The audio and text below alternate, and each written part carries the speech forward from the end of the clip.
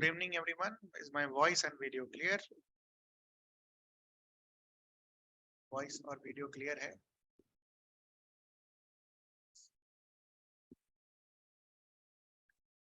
So today we will be reading about DPSP. Okay. DPSP के बारे में पढ़ेंगे हम.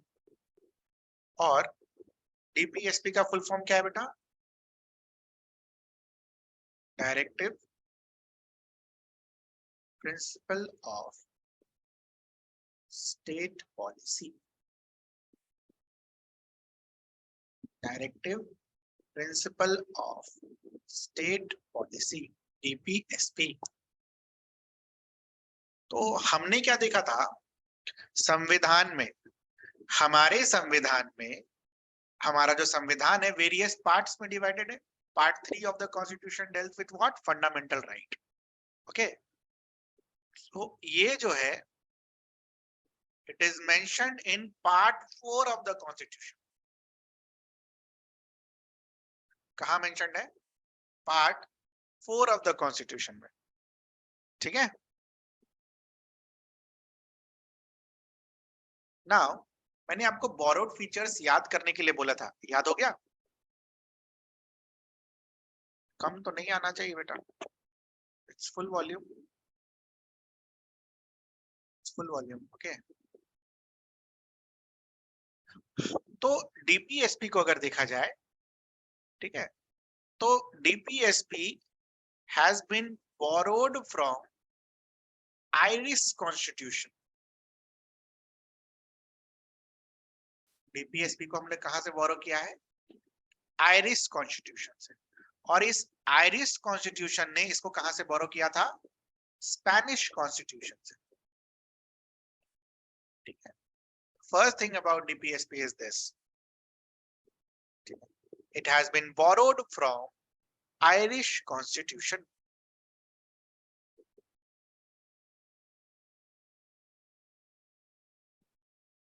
Which borrowed it from Spanish Constitution.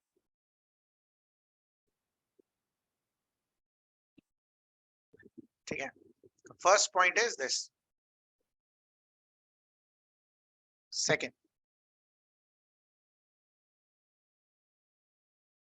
Second point about DPSP is what? ये जो DPSP है बेटा, ये 1935 के भी एक्ट में था. ठीक है. Government of India act of 1935 वहां पे भी था. वहां पर हम इसको क्या बुलाते थे?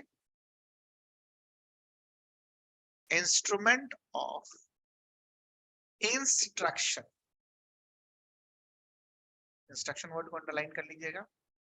इंस्ट्रूमेंट ऑफ एक्सेशन नहीं, इंस्ट्रूमेंट ऑफ इंस्ट्रक्शन. आप देखो, ब्रिटिश की जो रानी थी, ब्रिटिश का जो क्राउन था, वो हमारे ऊपर रूल करता था, हाँ कि ना? ब्रिटिश का जो क्राउन था वो हमारे ऊपर रूल करता था. तो हमारे ऊपर किस तरीके से रूल होना चाहिए उसका डायरेक्टिव गवर्नर जनरल को आता था, गवर्नर जनरल ऑफ इंडिया को आता था. और ये गवर्नर जनरल ऑफ इंडिया जो है इन इंस्ट्रक्शंस को ये छोटे छोटे जो प्रोविंसेस थे उनको पास आउट करते थे. तो ब्रिटिश के टाइम पर इंस्ट्रूमेंट ऑफ इंस्ट्रक्शन ये था जो मैंने आपको बताया. इंस्ट्रक्शन आता था गवर्नर जनरल ऑफ इंडिया के पास, और गवर्नर जनरल ऑफ इंडिया छोटे छोटे प्रोविंसेस के जो गवर्नर जनरल थे उनको पास ऑन करते थे. ठीक है. इंस्ट्रूमेंट ऑफ इंस्ट्रक्शन पता होना चाहिए ना भाई. इंस्ट्रक्शन है तो इसका मतलब कोई किसी को इंस्ट्रक्शन दे रहा होगा. कौन किसको दे रहा है?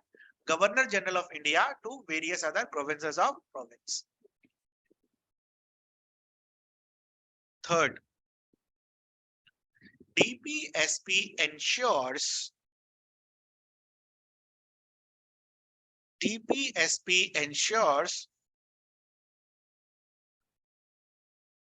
social and economic democracy.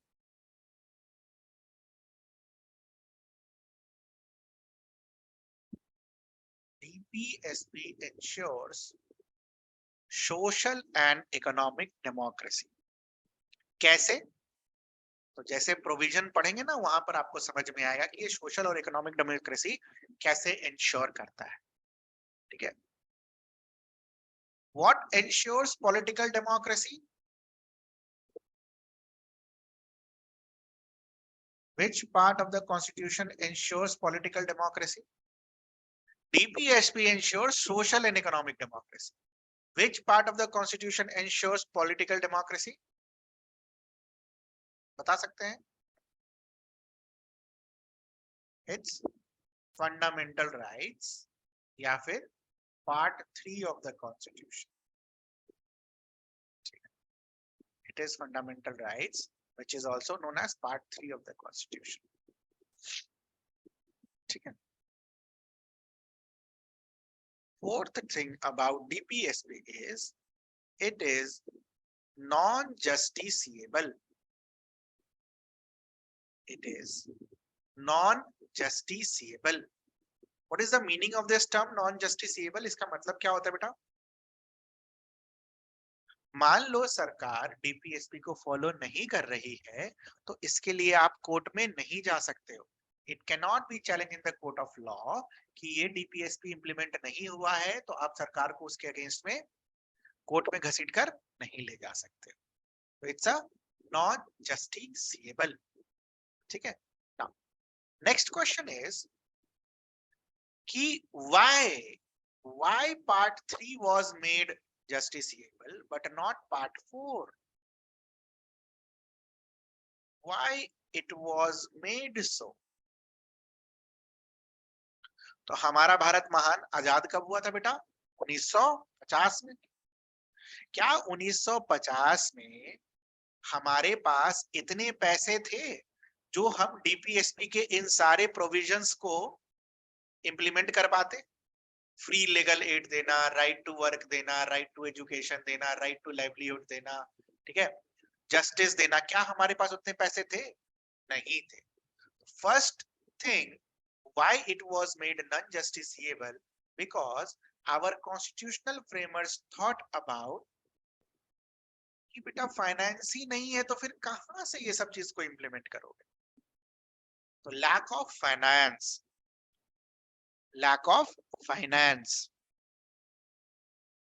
दूसरा, डीपीएसपी में what you will see, there is an article 44 which talks about uniform civil code. ठीक, 1950 में चले जाओ, जस्ट कुछ दिन पहले, ठीक है, कुछ साल पहले हमारा देश पार्टीशन हुआ है, दंगे फसाद हुए हैं। आपको लगता है कि डीपीएसपी को अगर जस्टिसेबल बना दिया जाए इसका मतलब ये लॉ को पास कराना होगा? और क्या उस समय इंडिया अफोर्ड कर सकती थी दोबारा दंगा? नहीं ना।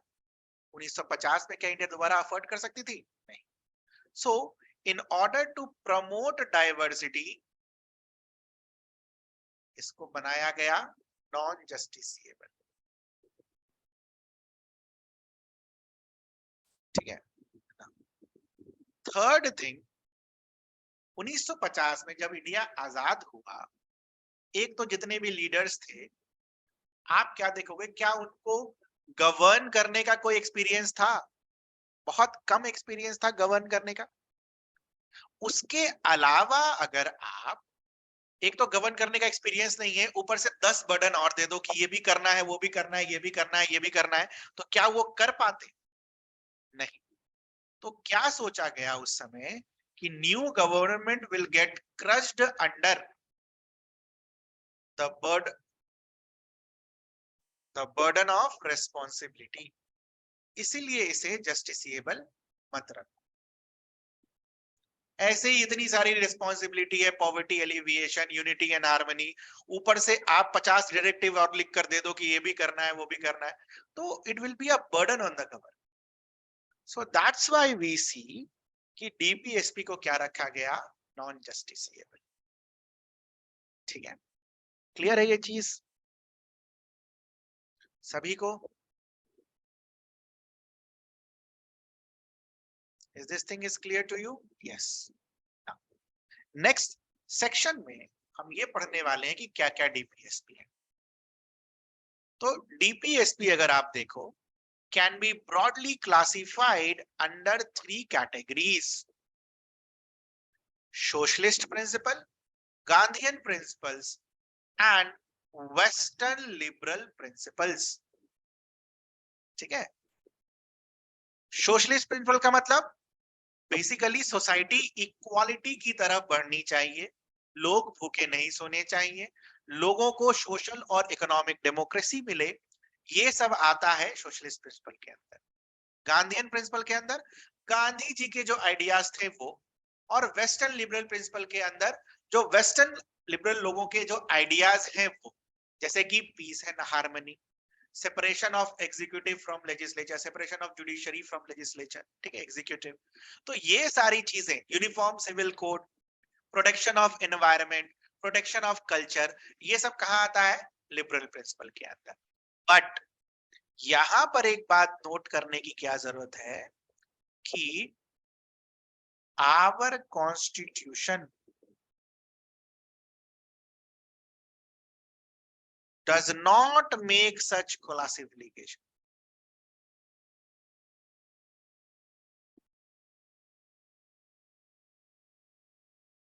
हमारे संविधान में ये क्लासिफिकेशन नहीं है, ठीक है, क्लियर है ये चीज सभी को?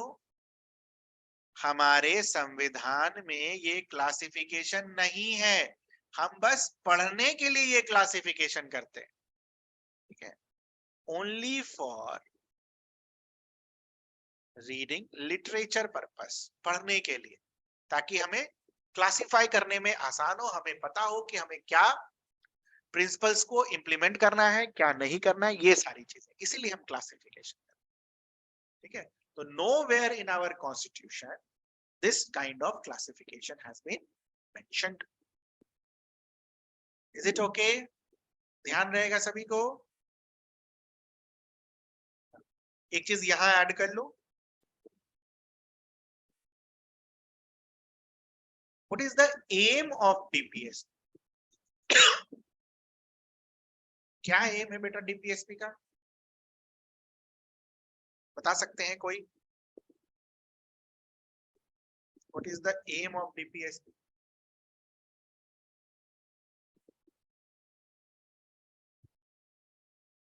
To make India a welfare state,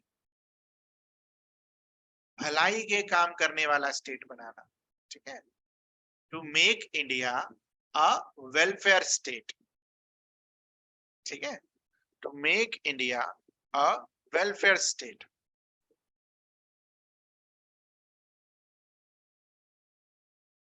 ठीक है, क्लियर है ये चीज? Aim of DPSP is to make India welfare state. ये रह गया था तो ऐड कर लेना। ये जो तीन क्लासिफिकेशंस है, पूरा लाइन याद नहीं रखते हैं यार, ठीक है, फंडामेंटल राइट की तरह ना, यहाँ पर हम पूरा लाइन याद नहीं रखते, ये ध्यान रखिएगा, ठीक है, पूरा लाइन याद करने के चक्कर में पूरा बर्बाद हो जाएंगे, ठीक है। जैसे article 38, this article 38 ensures justice. What kind of justice it ensures? Social, economical and political justice. Social justice का मतलब, what is the meaning of social justice? Social justice का मतलब ये हो गया कि ये जो डिस्क्रिमिनेशन जो होता है on the basis of caste वगैरह सब, ठीक है, रिलीजियन वगैरह सब, ये सब नहीं होना चाहिए, ठीक है, ये सब नहीं होना चाहिए, सभी लोगों को इक्वल अपॉर्चुनिटीज मिलनी चाहिए। This is the meaning of social justice. What is the meaning of economical justice?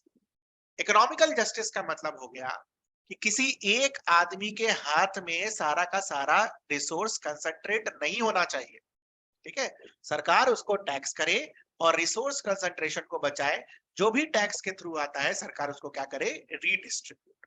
और पॉलिटिकल जस्टिस का मतलब क्या हो गया कि डिस्क्रिमिनेशन नहीं होना चाहिए in the matter of voting, जैसे जो भी लोग 18 साल से ऊपर है they must be allowed to vote, ठीक है, they must be allowed to vote, and the people also are what, equal before law. ऐसा नहीं है कि कोई rich होगा उसके लिए law अलग होगा, कोई poor होगा तो उसके लिए law अलग.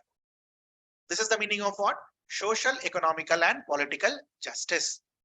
बेसिकली ये इनइक्वालिटी को कम करने की कोशिश करता है. अगर एक दिमाग में रखे ना तो सारे के सारे are used to reduce inequality.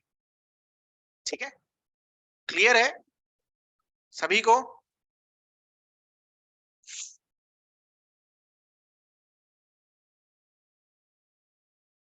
सभी को क्लियर है?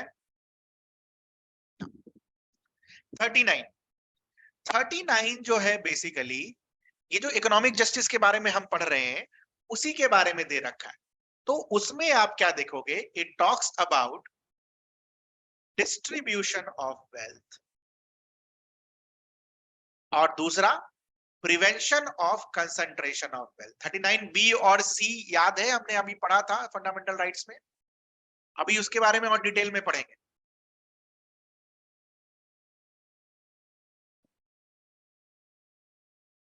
बाकी सब जो राइट्स है ना, बाकी जो दे रखा है यहाँ पर, ये सेल्फ है. ठीक है, ये इसमें समझाने की उतनी जरूरत नहीं है. जैसे 39A talks about free legal aid. जिनके पास भी पैसे नहीं है, ऐसा ना हो कि पैसे की कमी से उन्हें न्याय ना मिले, तो लॉयर्स वगैरह को सरकार पैसे देती है कि आप इन्हें लीगल एड वगैरह सब क्या करो, प्रोवाइड करो. तो फ्री लीगल एड. उस तरह राइट टू वर्क होना चाहिए, सभी को एजुकेशन वगैरह मिलना चाहिए. ठीक है, these are all about this 41. ठीक है, पब्लिक असिस्टेंस होना चाहिए. जैसे कि आप, जैसे कोई सिक है, कोई ओल्ड एज है, कोई अनएम्प्लॉयड है, कोई डिसेबल है, उसको क्या मिलना चाहिए, पैसा मिलना चाहिए. तो पब्लिक असिस्टेंस के बारे में बात कर रहा है. ठीक है, तो right to work, education plus public assistance.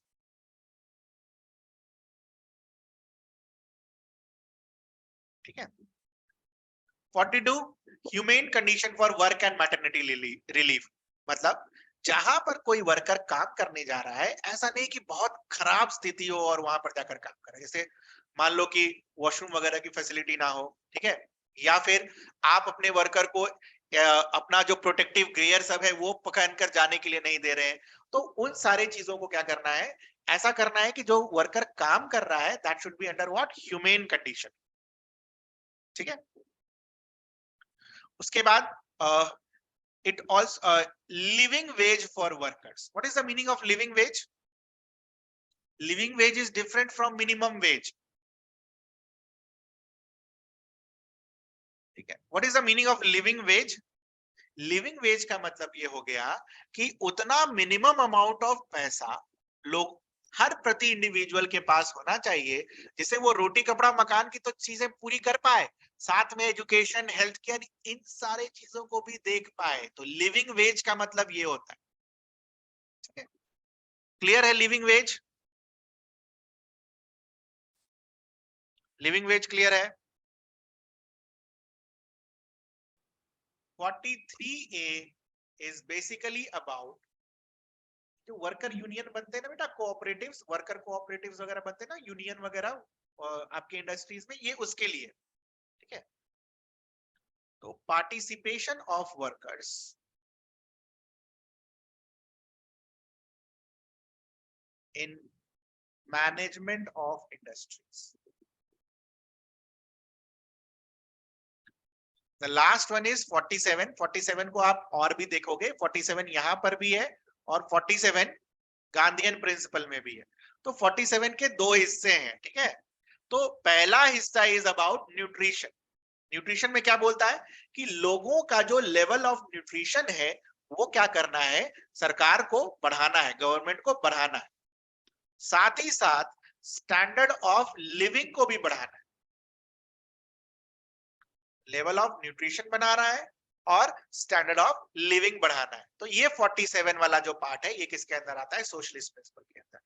दूसरा वाला जो 47 है, तो दूसरा वाला 47 देखो क्या चीज के बारे में बात करता है, intoxicating drugs that are injurious to health.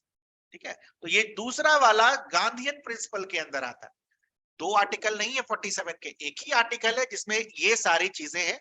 जो पहला पहलू है वो सोशलिस्ट प्रिंसिपल के अंदर आता है, जो दूसरा पहलू है वो गांधीयन प्रिंसिपल के अंदर आता है। समझ में आई ये बात? Article 40 organisation of village panchayat, ठीक है। गांधी जी बहुत विलेज ग्रामोदय वगैरह के बारे में बात करते थे, तो ऑर्गेनाइजेशन ऑफ विलेज पंचायत। उसके बाद 43 प्रमोशन ऑफ कॉटेज इंडस्ट्री, ये जो एमएसएमई इंडस्ट्रीज होती है, माइक्रो स्मॉल मीडियम एंटरप्राइजेस, और जो विलेजेस एरिया में होती है उन्हें हम क्या बुलाते हैं? Cottage industries. तो कॉटेज इंडस्ट्रीज को प्रमोट करना। उसके बाद टू प्रमोट कोऑपरेटिव सोसाइटीज, ठीक है, these are also part of what? Gandhian principle. ये जो लोग हैं जो कि बैकवर्ड हैं, उनको आगे लाना, ठीक है। आप क्या देखते हो कि गांधी जी हमेशा रिमूवल ऑफ अनटचेबिलिटी में जाते थे, हरिजन टूर के लिए जाते थे, है ना। तो उनको फॉरवर्ड लाना, उनकी कंडीशंस को अच्छा करना, ये गांधी जी के आइडियाज थे। तो यहां पर आप क्या देखोगे कि promotion of interest of schedule caste, schedule tribe, OBC, ये कहां पर आएंगे? आर्टिकल 46 के अंदर, but under which classification? Gandhian classification, ठीक है। उसके बाद एक गांधीयन क्लासिफिकेशन में और ये भी है, slaughter of cows and calves और अदर मिल्क एनिमल्स को नहीं करना। अब यहां पर देखो, आर्टिकल 48 यहां भी है और वेस्टर्न लिबरल में भी है। यहां वाला गांधीयन थॉट वाला 48 क्या है कि स्लॉटर ऑफ कॉज और काव्स नहीं होने चाहिए। वेस्टर्न लिबरल इंटेलेक्चुअल प्रिंसिपल में क्या है कि एग्रीकल्चर और एनिमल हस्बेंड्री क्या होनी चाहिए? मॉडर्न लाइंस पर होनी चाहिए, मतलब साइंटिफिक मेथड्स यूज करना। तो again this these are not two separate articles, एक ही आर्टिकल है। इसका एक हिस्सा गांधीयन प्रिंसिपल के अंदर आता है, दूसरा हिस्सा आपका वेस्टर्न लिबरल इंटेलेक्चुअल प्रिंसिपल्स के अंदर आता है, ठीक है। Article 44 very much in news.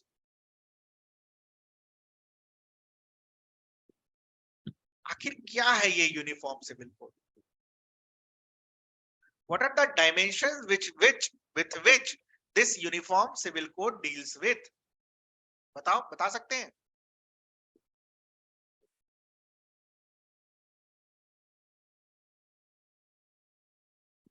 Dimensions जिससे ये डील करता है uniform civil code. Very good, एक आंसर आया मैरिजेस। तो मैरिजेस जैसे आ गया वैसे ही डाइवोर्स भी लिख दो। और बताओ? अरे क्राइम के लिए नहीं है यार।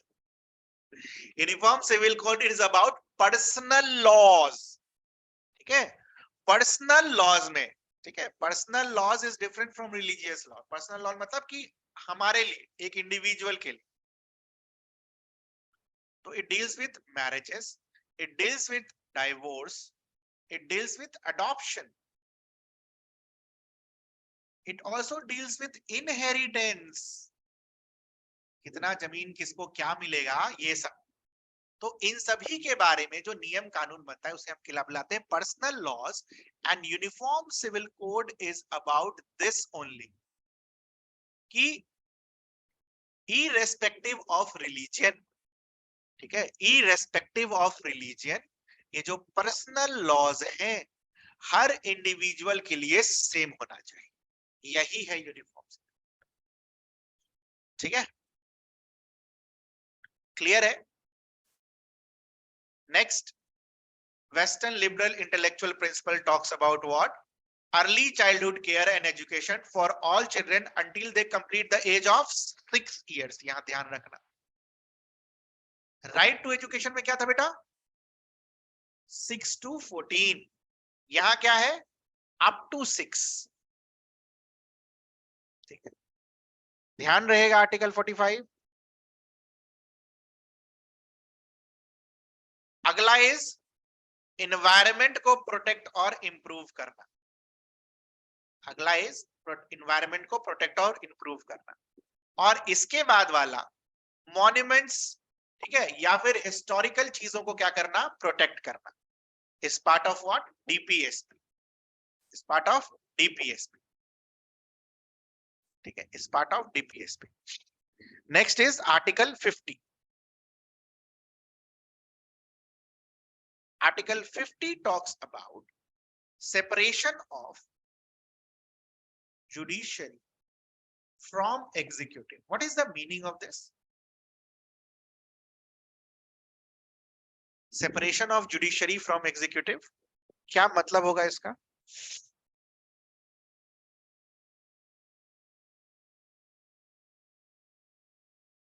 नहीं नहीं, ब्रिटिश सोचो, इससे सोचो। ब्रिटिश के टाइम पर लॉ जो बना रहा है वो कौन बना रहा है? ब्रिटिश। लॉ इंप्लीमेंट कौन कर रहा है? ब्रिटिश। और अगर उस लॉ को वायलेट कर रहे हो तो उस वायलेशन के लिए बेसिकली जो जजेस वगैरह है उसको अपॉइंट कौन कर रहा है? ब्रिटिश। है कि नहीं? तो लॉ बनाया ब्रिटिश, इंप्लीमेंट भी वही कर रहा है, और अगर लॉ का वायलेशन हो रहा है तो देख भी वही रहा है। तो तीनों काम एक ही आदमी के पास है कि नहीं? क्या ऐसा होना चाहिए? कोई अपने लॉ के अगेंस्ट में कभी भी कोई कदम उठाएगा? नहीं उठाएगा। इसीलिए there must be separation of judiciary from executive. ठीक है?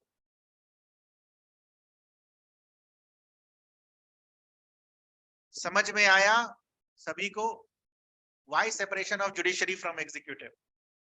It is because of this. Executive अपने लॉ को कभी खराब बोलेगा ही नहीं, यही लॉ अच्छा है। और मान लो कल को वो वायलेट हुआ और जिस जज के पास आप जा रहे हो उस जज को एग्जीक्यूटिव ने ही सब कुछ रखा है, ठीक है, तो वो भी जो जज होगा वो भी एग्जीक्यूटिव के फेवर में ही बोलेगा। तो क्या ये सेपरेशन हुआ? क्या ये आपको जस्टिस दिलाएगा? नहीं। That's why separation of judiciary from executive. ठीक है? Article 51 is international peace and security. ठीक है? Relations between the nations. ठीक है? और ट्रीटी और ऑब्लिगेशंस को क्या करना है? रेस्पेक्ट देना है। और इंटरनेशनल डिस्प्यूट को आर्बिट्रेशन से क्या करना है? सेटल करना है। लड़ाई झगड़ा करके नहीं, दो लोग आपस टेबल पर बैठेंगे, डिस्कस करेंगे डिस्प्यूट को और उसको रिजॉल्व करने की कोशिश करेंगे। ठीक है? This is what article 51 is.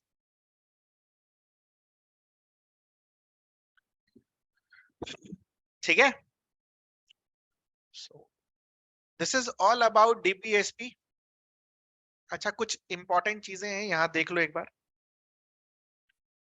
Can you see this 39A? उसके बाद ये 43A दिख रहा है आपको? 43A। यहां पर 48A कहाँ है? ये रहा 48A दिख रहा है। इसको एक साथ लिख लो, हो सकता है चलते फिरते कभी पूछ ले।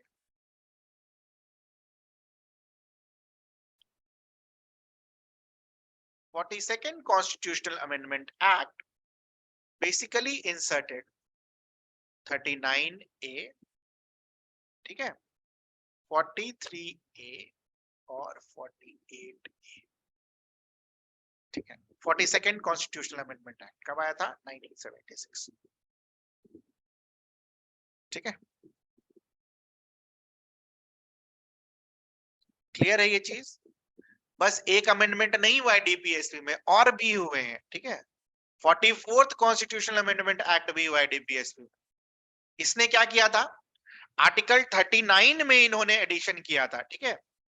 they made certain changes to section 2 of article they made certain changes to section 2 of article 38। article 38 के section 2 में इन्होंने चेंज किया था। ठीक है? ये inequality in status, facilities and opportunities, तो ये सारे वर्ड्स इन्होंने ऐड किए थे।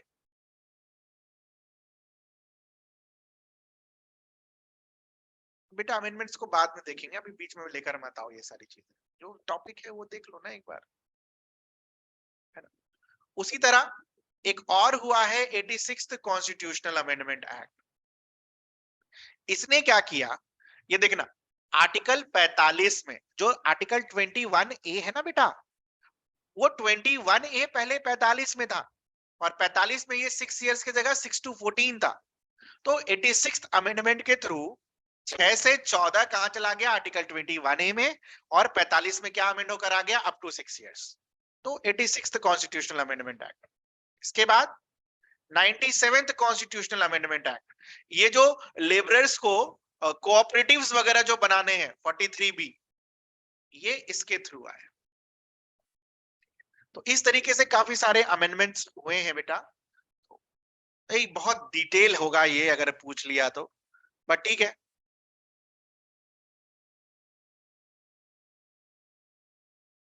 पूछ लिया तो पूछ लिया, क्या कर सकते, बट नहीं पूछेगा, नोबडी विल आस्क। ये मतलब जब याद अगर नहीं हो रहा है तो छोड़ भी सकते हो, नो नो इश्यूज।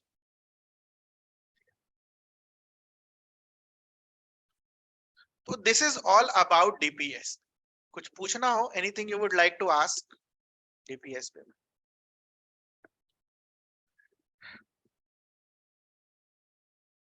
अरे एक सेक्शन तो रह ही गया यार। ओहो, क्या रह गया? हम्म? लिखो इसको, कहानी है, अच्छी कहानी है, मजा आएगा सुनने में, बस खाली सुनना।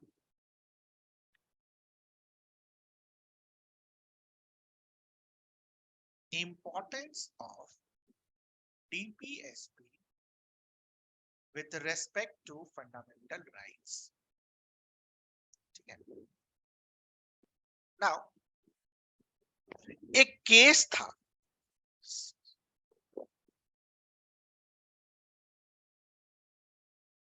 चंपकम दोराय राजन। इसमें सुप्रीम कोर्ट से पूछा गया कि क्या डीपीएसपी का पोजीशन जो है वो फंडामेंटल राइट के बराबर है या उससे ज्यादा है? तो सुप्रीम कोर्ट ने क्या आंसर दिया? Fundamental right is superior to DPSP. What is the meaning of the term superior? अगर फंडामेंटल राइट को इंप्लीमेंट करने के लिए कोई लॉ बनाया जाए, ठीक है, और वो लॉ डीपीएसपी के कॉन्फ्लिक्ट में है, तो फंडामेंटल राइट वाला जो लॉ है दैट विल प्रिवेल। यही मतलब होता है superior to DPSP. The position of fundamental right is more than DPSP. Fundamental right को हम ज्यादा महत्व देंगे, ऐसा बोला गया सुप्रीम कोर्ट। ठीक है। उसके बाद सेकेंड इंपॉर्टेंट केस आता है, ये कहानी है, कहानी की तरह बस खाली सुन लेना। गोलकनाथ केस। गोलकनाथ में क्या बोला गया? ये चंपकम दोहराए रजन में जो आया आंसर, उसको चैलेंज किया गया। और गोलकनाथ केस में क्या बोला गया कि fundamental right cannot be amended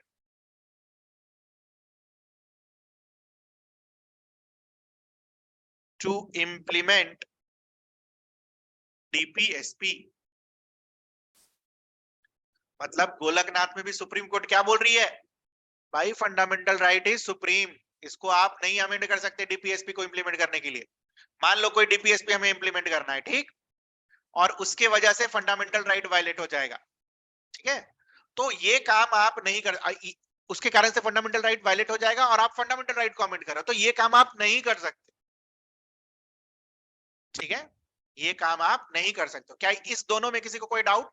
पूरा खत्म होने के बाद मत बोलना कि सर फिर से। इन दोनों में किसी को कोई डाउट है? वैसे भी ये काम का है नहीं,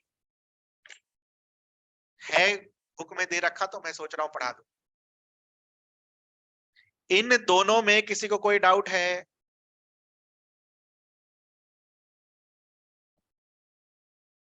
नो सर, वेरी गुड। इसके बाद क्या आता है, जब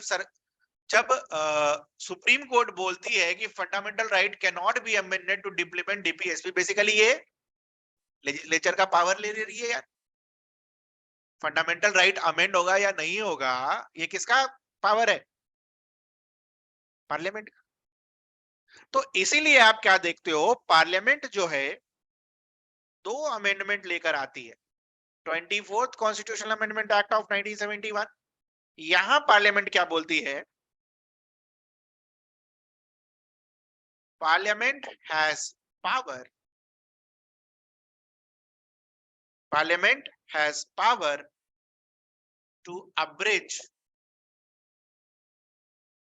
और टेक अवे फंडामेंटल राइट।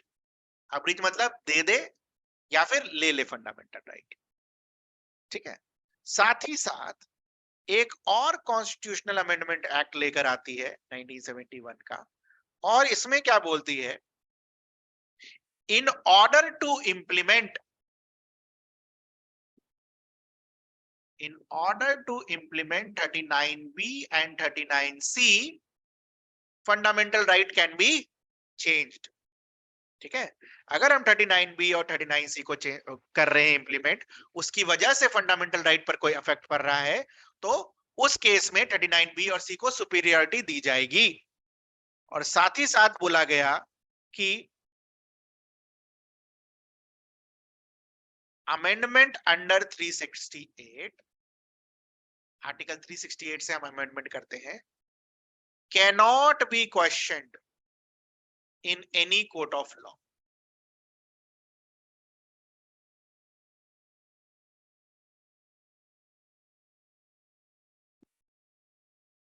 ठीक है, तो क्या जुडिशरी को अब मजा आएगा? नहीं। तो आप क्या देखते हो, केशवानंद भारती केस आता है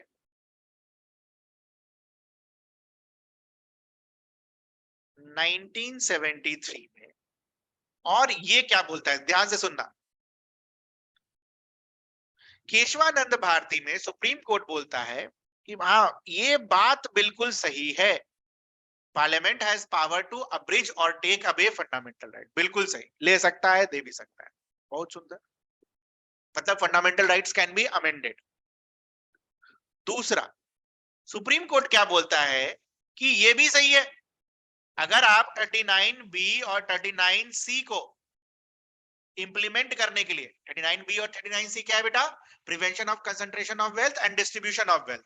ठीक है, 39B और 39C बहुत बार बोल चुका हूं मैं। इनको इंप्लीमेंट करने के लिए किसी फंडामेंटल राइट को अगर चेंज करना पड़े तो वो भी किया जा सकता है, ये भी सुप्रीम कोर्ट ने अलाउ कर दिया। और तीसरे केस में क्या बोला कि amendment 368 cannot be question in any court of law, this is against judicial review, and judicial review is the basic structure of the constitution. तो इसको इन्होंने स्ट्रक डाउन कर दिया, लास्ट वाले को, केशवानंद भारती। ठीक है, तो क्या इंदिरा गांधी को अब ये पसंद आएगा? नहीं।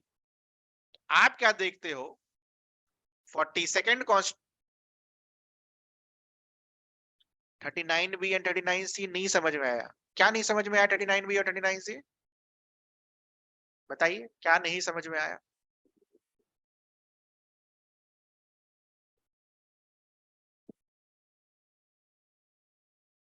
क्या नहीं समझ में आया?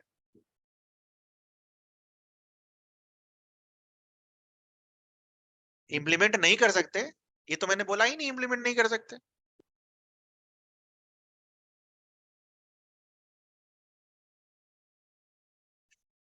आपने ध्यान से सुना ही नहीं फिर। मैंने क्या बोला, यहाँ कहाँ लिखा है मैंने इंप्लीमेंट नहीं कर सकते? लिखा मैंने कहीं पर भी? पॉइंट नंबर 2 पढ़ो, क्या लिखा हुआ है? इंप्लीमेंट कर सकते हैं, नहीं नहीं कर सकते। ध्यान से देखो, कहाँ है नो लिखा हुआ? In order to implement 39B and 39C, आप फंडामेंटल राइट को चेंज कर सकते हो, ये बोला मैंने। ये कहाँ बोला मैंने 39B और 39C को इंप्लीमेंट नहीं कर सकते? बोला मैंने? ऐसा बोल दिया क्या? नहीं यार, ऐसा हो नहीं सकता है। अब समझ में आया? 39B और 39C को इंप्लीमेंट करने के लिए आप फंडामेंटल राइट को चेंज कर सकते हो, कोई इशू नहीं। ठीक है, यहाँ देखो ना, नो नहीं लिखा है। ठीक है, चलो। तो इंदिरा गांधी को ये लास्ट वाला मंजूर नहीं था, ऐसा कैसे हो गया? तो इंदिरा गांधी क्या करती हैं, 42nd कॉन्स्टिट्यूशनल अमेंडमेंट एक्ट लेकर आती हैं ऑफ 1976, और यहां पर इन्होंने क्या बोल दिया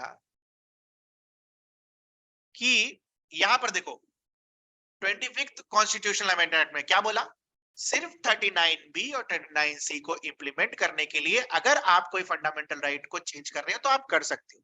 यहां पर क्या किया एग्जीक्यूटिव लेजिस्लेचर ने, वो क्या बोल रहे हैं, कोई भी डीपीएसपी को इंप्लीमेंट करने के लिए अगर आप फंडामेंटल राइट चेंज कर रहे हो तो यू कैन डू इट। ये कौन बोल रहा है? 42nd constitutional amendment act. मतलब 42nd कॉन्स्टिट्यूशनल एक्ट क्या बोलना चाह रहा है कि DPSP is all DPSP is superior to fundamental rights. 42nd समझ में आया? सरकार क्या बोलती है, सिर्फ 39B 39C से काम नहीं चलेगा, हम सारे के सारे डीपीएसपी को इंप्लीमेंट करने के लिए फंडामेंटल राइट को चेंज कर सकते हैं। ठीक है, तो फिर क्या सुप्रीम कोर्ट को मजा आएगा? नहीं। What you see finally in Minerva mill case, Supreme Court क्या बोलती है ना, ये नहीं चलेगा, only 39B and 39C has superiority over fundamental right, बाकी सारे डीपीएसपी इसके फंडामेंटल राइट के नीचे। ठीक है, तो ये पूरी कहानी थी,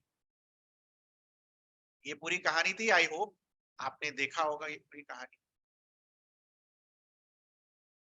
एक और पॉइंट नोट डाउन करो,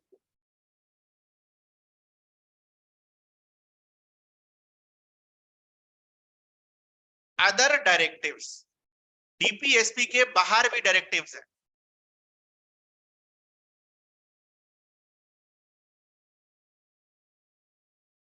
डीपीएसपी के बाहर भी डायरेक्ट, जैसे फंडामेंटल राइट्स के बाहर भी राइट्स थे ना, अदर राइट्स, वैसे ही डीपीएसपी के बाहर भी दूसरे दूसरे डायरेक्टिव्स हैं। जैसे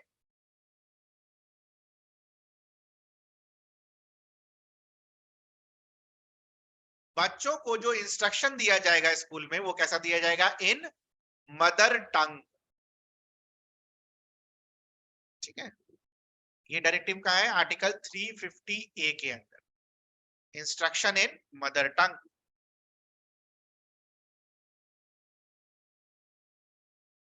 promotion of Hindi language, development and promotion of Hindi language, article 351। These are other directives that have been mentioned in our constitution, but not in DPS, not in DPS. ठीक है, anything that needs to be asked?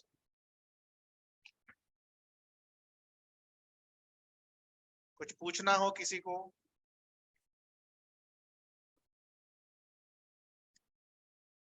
No?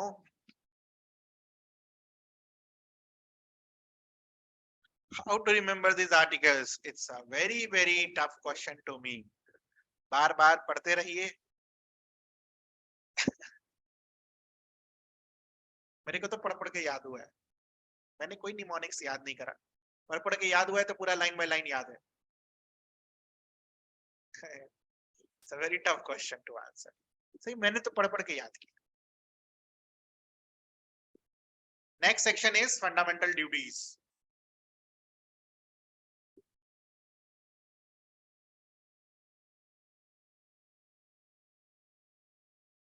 Part 4A of the Constitution. Fundamental duties. Part 4A of the Constitution.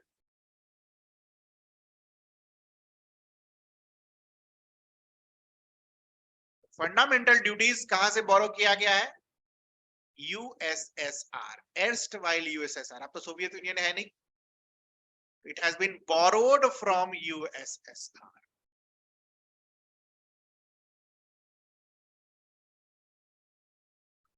It was introduced in R, original constitution में था, ठीक है, यहां लिख लो, not in original constitution, not in original constitution. ठीक है, so it was through recommendation of committee called Swaran Singh committee. इनके रिकमेंडेशन पर फंडामेंटल ड्यूटीज को इंट्रोड्यूस कराया गया था। ठीक है, और इंट्रोड्यूस कराने के बाद आप देखो, ऑब्वियसली संविधान को संशोधित करना पड़ेगा, जोड़ना पड़ेगा, ऐड करना पड़ेगा। तो it was added through 42nd constitutional amendment act, और entire fundamental duty is contained in only one article which is named as 51A. 51A। एक चीज और देख लो, 42nd कॉन्स्टिट्यूशनल अमेंडमेंट एक्ट से जब फंडामेंटल ड्यूटी ऐड किया गया तो टोटल 10 ड्यूटीज ऐड किए गए। ठीक है, 10 ड्यूटीज ऐड किए गए। स्वरण सिंह कमेटी ने इन 10 के अलावा और भी ड्यूटीज बताई थी। जैसे मान लो कोई फंडामेंटल ड्यूटी फॉलो नहीं कर रहा है तो उसके ऊपर पेनल्टी लगाई जाए, पैसा लिया जाए। ठीक है, दूसरा, फंडामेंटल ड्यूटी को अगर मान लो इंप्लीमेंट करने के लिए सरकार लॉ बना रहा है तो it can not B questioned in a court of law.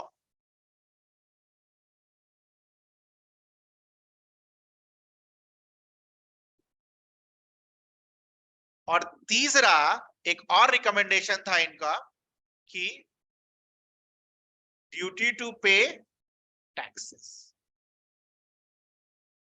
इन तीन रिकमेंडेशन को नहीं माना गया था। ठीक है, इन तीनों रिकमेंडेशन को नहीं माना गया था।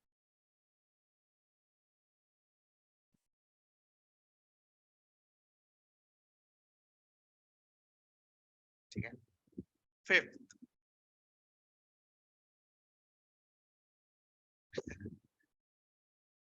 मानना चाहिए था नहीं मानना चाहिए था, that is debatable question, but अभी तो जो था पहले वो देख लें, पीटी। ठीक है, this fundamental duties is only for citizens, foreigners के लिए नहीं, only for citizens. It is non justiciable, ये मतलब हमने ऑलरेडी सीख लिया। जस्टिसिएबल और नॉन जस्टिसिएबल का मतलब क्या होता है। एंड सेवेंथ, फंडामेंटल ड्यूटी को एनफोर्स करने के लिए बस और बस पार्लियामेंट लॉ बना सकता है। It can be enforced through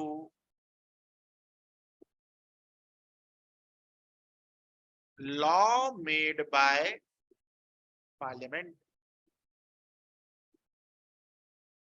it can be enforced through law made by parliament.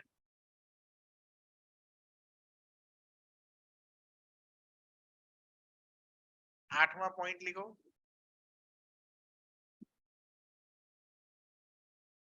Eighty sixth constitutional amendment act. ठीक है, कब आया था ये, 2002 में। 86th constitutional amendment act added one more duty, और उसके बाद प्रेजेंटली कितने ड्यूटीज है बेटा, 11 duties are there. Presently there are 11 duties.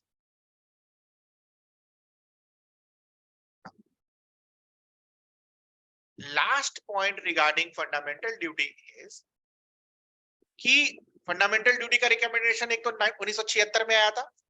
1999 में एक और कमिटी बनाई गई थी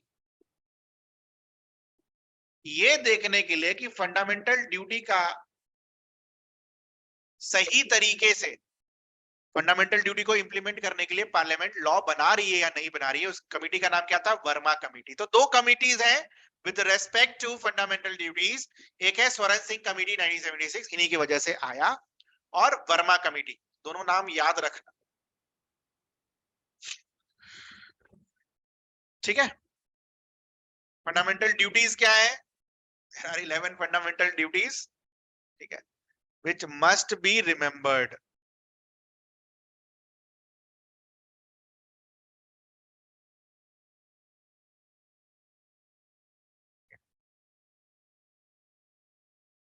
यहां पर बस मैं आपको 2-3 बातों से अवगत कराना चाहता हूं।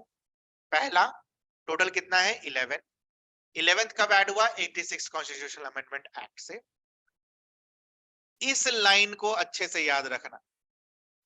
To protect and improve the natural environment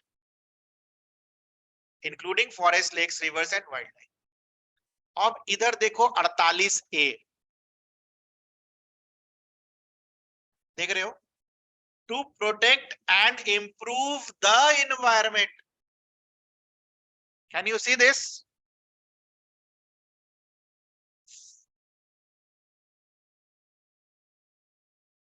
दिख रहा है?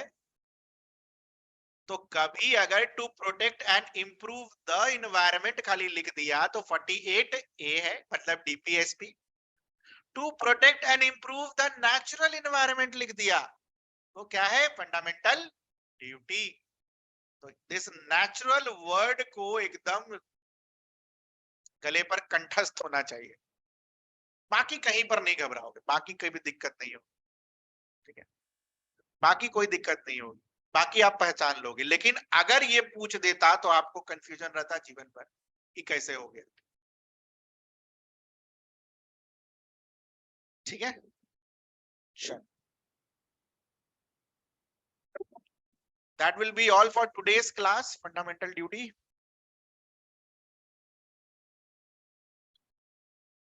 और with this part 4A has been finished. We will be starting with union executive.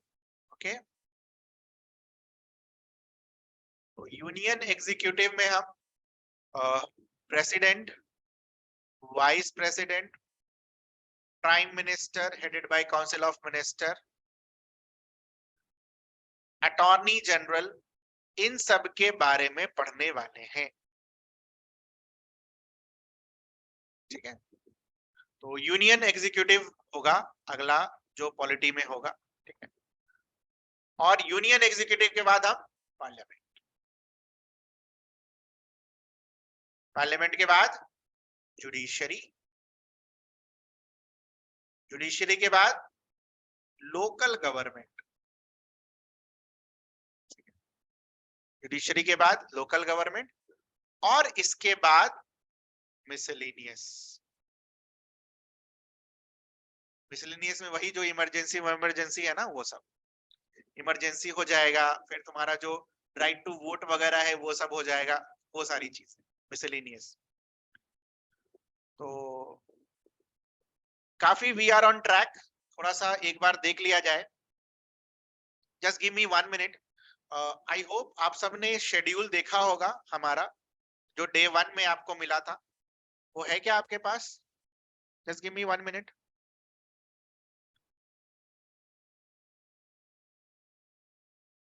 Just give me 1 minute. Schedule 69th schedule कहाँ है यार? आप लोगों के पास है शेड्यूल क्या? एक बार देखिए तो।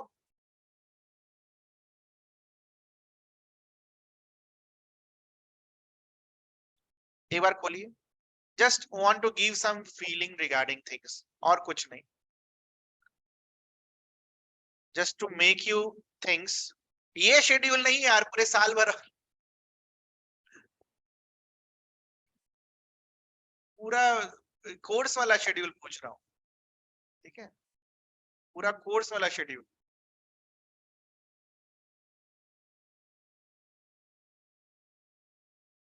ये वाला, ये वाला है ना आपके पास?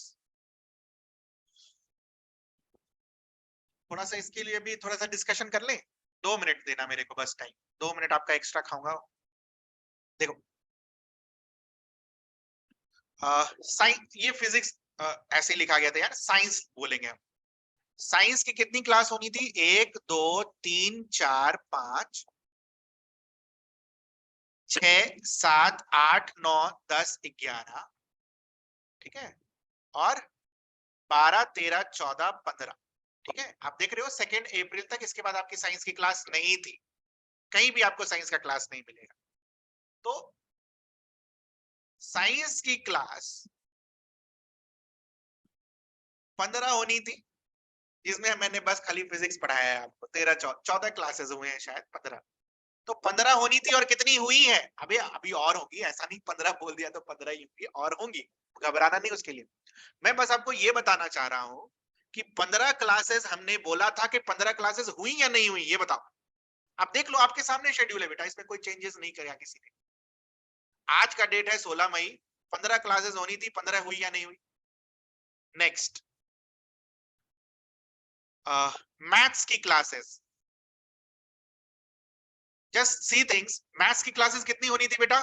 देखो यहां पर 1 2 3 4 5 6 7 8, कितनी हुई है? 9। मैथ्स की क्लासेस 16 मई तक 8 होनी थी और कितनी हुई है? 9। इसका मतलब ये नहीं कि आगे नहीं होंगी, होंगी। ठीक है, क्लियर है ये चीज? ठीक है, बाकी टॉप वाला तो मुझे लगता है कि ये सब तो हमने जो लिखा है उसके अकॉर्डिंगली हमने पढ़ा है कि नहीं? टॉप वाला जो हमने यहाँ पर लिखा है उसके अकॉर्डिंगली हमने चीजें देखा है। एक आध क्लास इधर उधर हो सकता है ना? एक आध क्लास इधर उधर हो सकता है। अब एक बार और चीजों को भी देख लें ध्यान से। हमारी वर्ल्ड ज्योग्राफी हो जानी थी 5 क्लासेस में, मुझे लगता है 7-8 क्लासेस हुई है इसकी भी, है कि नहीं? कितनी हुई है वर्ल्ड ज्योग्राफी की क्लासेस? हाँ, वर्ल्ड ज्योग्राफी की कितनी क्लासेस हुई है, बता दो भाई।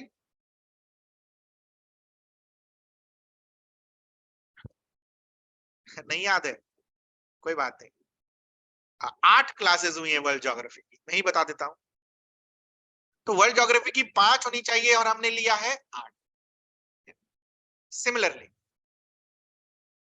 अब देखो यहां पर अप्रैल में इंडियन ज्योग्राफी यहां पर मैंने लिख रखा है, लिखा कि नहीं लिखा?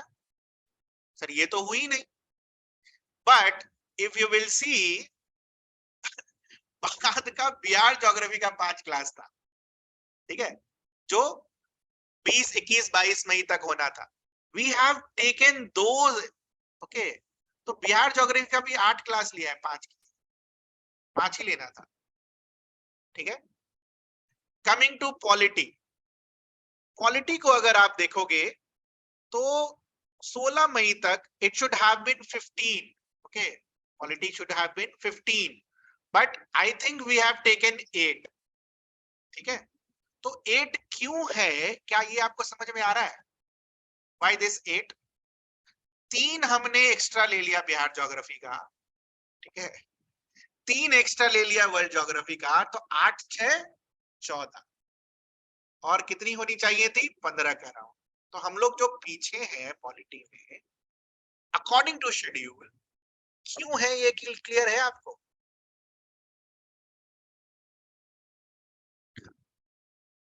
ये बस आपको बताने के लिए कि हमने ये शेड्यूल आपको डे 1 में दिया था, and we are according to schedule only, कुछ आगे पीछे नहीं हुआ है। दिख रहा है आपको?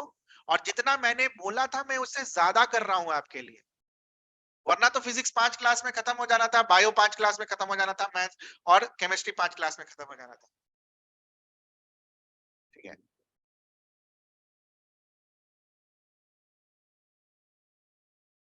बिहार ज्योग्राफी की रेस्ट क्लास पहले बाकी सब पढ़ ले। अब कौन सी रेस्ट क्लास बच गई? मिनरल्स वाली।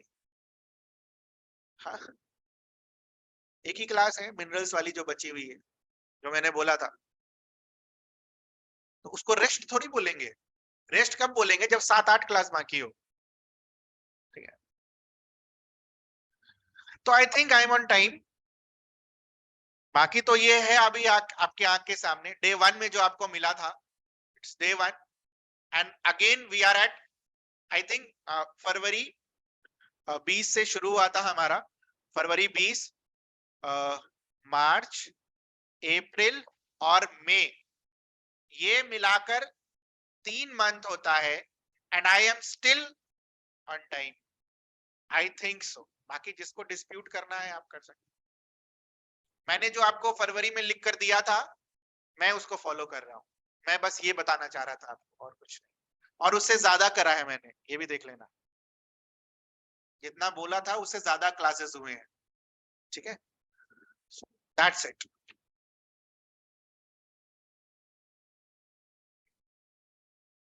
बस आपको दिखाने, ये करने के लिए कि आप घबराइए मत, ठीक है। अगर बोला है ये डेट जब खत्म होने वाला है, हो सकता है 10-15 दिन आगे हो जाए, क्योंकि मुझे ज्यादा पढ़ाना है, दैट्स व्हाई। नहीं तो बोलोगे तो मैं इसी दिन खत्म कर दूंगा, कोई फर्क नहीं पड़ेगा, छूट जाएंगी चीजें, पता नहीं चलेगा। हो सकता है 10-30 जुलाई की जगह 15 अगस्त हो जाए। आपने खुद देखा कि हम 2-2 3-3 क्लासेस एक्स्ट्रा कर रहे हैं सब जगह, तो बट इतने दूर तक खत्म हो जाएगा वो। 30 अगस्त तो बहुत है, 1 महीना बहुत है। कौन खत्म करके देता है आपको सिलेबस? No one. कोई खत्म करके नहीं देता सिलेबस। आपने तो खुद कोर्स कर रखा है बेटा, बीपीएससी का सब जगह। आप खुद अपनी एक्सपीरियंस से बताओ, आपने तो कोर्स कर रखा है बेटा, अब अपने एक्सपीरियंस से बताओ। एक ही, जो भी जिस भी क्लास में, जिस भी पीटी के क्लास में आप एडमिशन लेते हो, वहां पर जिनको जो आता है वही 3 महीना पढ़ाते हैं। पढ़ाते कि नहीं पढ़ाते, ये बताओ।